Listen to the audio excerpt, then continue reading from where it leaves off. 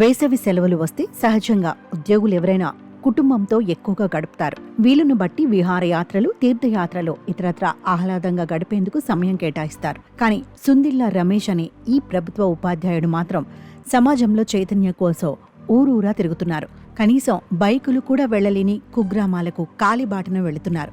మండుటెండలో రాళ్లు రప్పల రహదారులు, అడవులు, గుట్టలు దాటి బాహ్య ప్రపంచానికి దూరంగా బతుకులీడుస్తూ నిరక్షరాస్యతకు తోడు మూఢనమ్మకాలతో వెనుకబడిపోతున్న ఆదివాసీ పల్లె ప్రజల్లో చైతన్యం తెచ్చేందుకు ప్రయత్నాలు చేస్తున్నారు.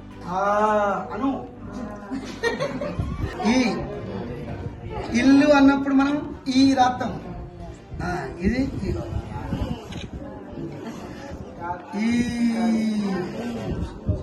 అరే ఈగలు ఉన్నాయి అంటాం కదా, ఈగ అన్నప్పుడు ఇది రాయాలి.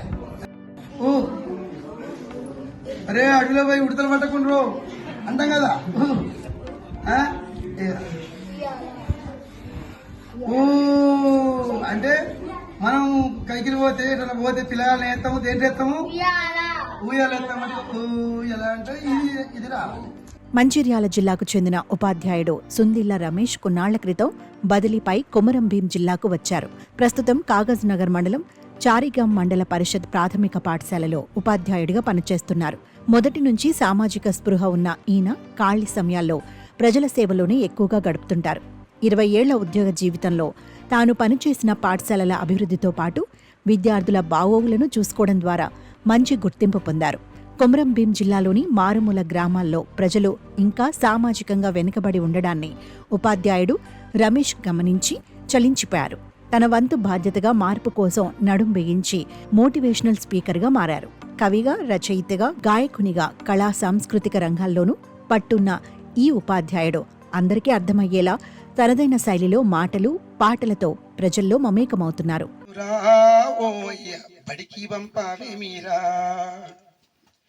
ఆడే పాడే వయసులో నాయ్య కన్నీళ్లు పెట్టించకే, బాల్యముల పిల్లొద్దురా ఓ అయ్య బడికి పంపావే మీరా. ఆడే పాడే వయసులో నాయ్య కన్నీళ్లు పెట్టించకే, కష్టపడి చదివిత్తనే మళ్ళీ జన్మంటూ ఉంటే ఓ బిడ్డ సక్కంగా చదివిత్తనే. కొమరంభీం జిల్లాలోని 15 మండలాల్లో మండలానికి ఒక గ్రామం చొప్పున 15 వెనుకబడ్డ గ్రామాలను ఎంపిక చేసుకున్నారు రమేష్. బాల కార్మికుల నిర్మూలన, బాల్య వివాహాలు అరికట్టడం, మూఢనమ్మకాల నివారణ, వ్యసనాల వల్ల కలిగే నష్టం, అక్షరాస్యత అవసరం వంటి 12 రకాల అంశాలను ఎంచుకొని ప్రజలకు అవగాహన కల్పిస్తున్నారు. సొంత ఖర్చులతో ఆయా గ్రామాలకు వెళ్లి ప్రజలను మేల్కొల్పుతున్నారు, అక్షరాలను దిద్దిస్తున్నారు. మన ఈ కొమరంభీం జిల్లా రాష్ట్రంలోనే అత్యంత వెనుకబడి ఉంది కాబట్టి కేంద్ర రాష్ట్ర ప్రభుత్వాలు ప్రవేశపెట్టినటువంటి పథకాలు సద్వినియోగం కావాలంటే అసలు ప్రజలు చైతన్యవంతం కావాలి. ప్రజలు చైతన్యవంతం అంటే వాళ్ళకు విద్య కావాలి. వాళ్ళకు విద్య లేకుండా మన కేంద్ర రాష్ట్ర ప్రభుత్వాలు ప్రవేశపెట్టే పథకాలను అర్థం చేసుకోవడం కష్టమవుతుంది. కాబట్టి అందుకు వాళ్ళ కనీస అవగాహన లేకుండా ఏ పథకం పెట్టినా అది సంపూర్ణమైనటువంటి అభివృద్ధి కాదు, అది వాళ్ళు సద్వినియోగం చేసుకోలేరు. కాబట్టి ఈ ప్రభుత్వం యొక్క ప్రవేశపెట్టే పథకాల గురించి, అలాగే అందరికన్నా ముఖ్యంగా మనకు విద్య కావాలి. విద్య ఉన్నప్పుడు మాత్రమే అర్థం చేసుకుంటారు. కాబట్టి విద్య కావాలి, బాల్య వివాహాలు చేసుకోవద్దు, విద్య యొక్క ప్రాముఖ్యత, అదేవిధంగా వన్యప్రాణులను రక్షించాలి, అదేవిధంగా కుటుంబ నియంత్రణ పాటించాలి, అదేవిధంగా 18 సంవత్సరాలు నిండిన వాళ్ళకి ఓటు హక్కును కూడా అందరూ సద్వినియోగం చేసుకోవాలి, సచ్చీలను ఎన్నుకోవాలి, వాళ్ళ గ్రామాభివృద్ధిని వాళ్ళు డెవలప్మెంట్ చేసుకోవాలి అనే కారణంతో ఒక 12 అంశాలను నేను ఆధారం చేసుకొని మొత్తం మీద వీళ్ళను ఇక్కడికి నా సొంత ఖర్చులతోటి ఈ సెలవు దినాల్లో, ఈ వేసవి దినాల్లో మొత్తం మీద నేను ఇట్లా చేయడం మూలంగా కొంతమంది కనీసం జిల్లాలోని 15 మండలాల్లో ఒక్కొక్క గ్రామాలు 15 గ్రామాలు చైతన్యమైతే వాళ్ళు బాగుపడతారన్న ఉద్దేశం మీద వాళ్ళకు ప్రధానంగా ఈనాడు రాష్ట్ర ప్రభుత్వ, కేంద్ర ప్రభుత్వాలు హాస్టళ్లు, సంక్షేమ హాస్టల్ అన్ని ఉన్నాయి కాబట్టి వాటిని సద్వినియోగం చేసుకోవాలి. అదేవిధంగా బ్యాంకుల్లో వాళ్ళు డబ్బులు పొదుపు చేసుకోవాలి. అలాగే సుకన్య సమృద్ధి పథకాలలో, అదేవిధంగా ఇన్సూరెన్స్లలో మొత్తం మీద ఒక 1000 రూపాయల సంవత్సరం కడితే 20 లక్షలు వస్తే ఏదైనా సంఘటన జరిగితే ఇవన్నిటిని కూడా సద్వినియోగం చేసుకుంటే అప్పుడు మన గ్రామం అభివృద్ధి చెందుతుందనే ఉద్దేశం మీద నేను చైతన్యవంతమైన కావాలనే ఉద్దేశం మీద ఇంత మారుమూల ప్రాంతానికి మహారాష్ట్ర బార్డర్లో ఉన్నటువంటి కనీస సౌకర్యం లేని ఊరిని నిలిచిపోయి వచ్చినాం.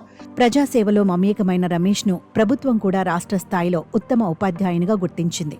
ఈ క్రమంలో టీచర్ రమేష్ సామాజిక స్పృహను అర్థం చేసుకున్న జిల్లా కలెక్టర్ వెంకటేష్ ఈయన్ని దోత్రే గ్రామాల్లో పర్యటనకు అనుమతిచ్చారు. దీంతో తాను వెళ్లడమే కాకుండా అవకాశం ఉన్న ప్రాంతాల్లో స్థానిక అధికారులను కూడా ఈ కార్యక్రమంలో భాగస్వామ్యం చేస్తున్నారు.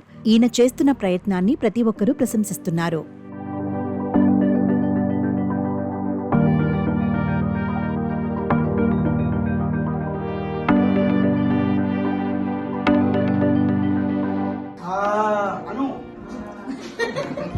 ఈ ఇల్లు అన్నప్పుడు మనం ఈ రాత్తం ఇది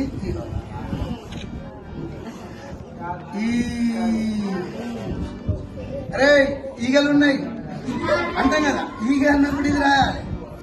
ఓ అరే అడవిలో పోయి ఉడతలు పట్టకుండ్రు అంటాం కదా. ఓ అంటే మనం కైకిలు పోతే ఇట్లా పోతే పిల్లగాళ్ళని వేస్తాము, దేంట్లో వేస్తాము, ఊయలు వేస్తాము. ఊయల అంటే ఇది రావాలి.